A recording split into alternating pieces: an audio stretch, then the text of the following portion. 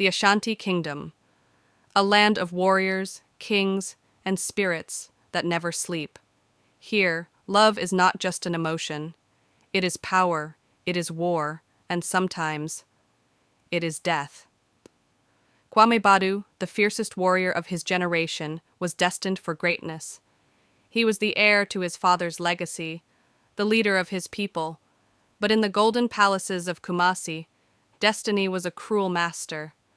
For Kwame had given his heart to a woman he could never have, Akosua Mensah, a beauty like the first rain after a long drought. Her laughter was music, her touch was fire. But her name carried a whisper, a warning. Cursed, they said. Any man who loves her will suffer, but love is a stubborn thing. It does not listen, it does not fear. And Kwame? He was willing to fight the gods themselves for her. The night before Kwame was to claim Akosua as his own, his grandmother, Nana Adwoa, sat by the sacred fire, her golden bracelets reflecting the flames. Her voice trembled as she spoke. My son, you are walking into the jaws of death. The curse is real.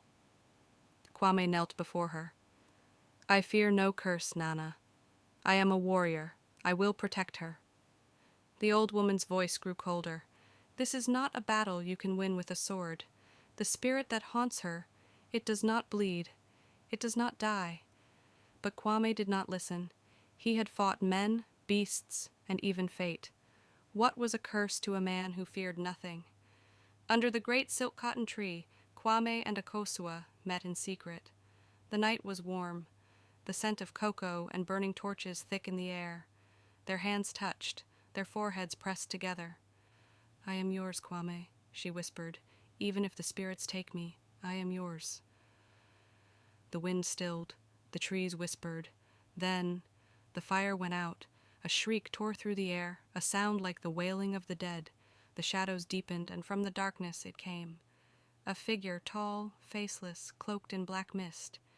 Its eyes glowed red, and its voice was the voice of 1,000 tormented souls. She belongs to me, Kwame roared, drawing his blade. But before he could strike, pain. A fire burned through his chest. He staggered, clutching his heart, his vision blurring. The spirit's laughter filled the air. Foolish boy, you cannot love what is already mine. Akosua screamed, holding Kwame's trembling body. Please, take me instead. Spare him. But the spirit only laughed. Love has a price, and tonight you will pay it. At dawn, the village elders gathered. Nana Adwoa, her face streaked with tears, raised her golden staff. We call upon the ancestors. Break this curse. Spare the boy. The drummers pounded the earth, their rhythm summoning powers older than time. The spirit howled as the golden fire of the ancestors surrounded it. Kwame, barely breathing, felt his body being pulled between life and death. This was not just about love anymore. This was about the balance of power between the living and the dead. As the ritual reached its peak, Akosua made a decision, the only decision left. She stepped forward and whispered, If my love is a curse, then I will break it. Before anyone could stop her, she lifted the sacred dagger and plunged it into her own heart. A burst of golden light exploded through the air. The spirit shrieked in agony, and then silence. Akosua's body lay still, her hand reaching toward Kwame's. The curse had been broken, but at what cost? Kwame lived, but the fire in his eyes was gone. Every evening he sat under the silk cotton tree, where the wind still carried her voice, where her love remained, even in death. And so the legend of Akosua Mensah was passed down through the generations, a warning, a tale of love, a curse, and a sacrifice that defied the gods themselves.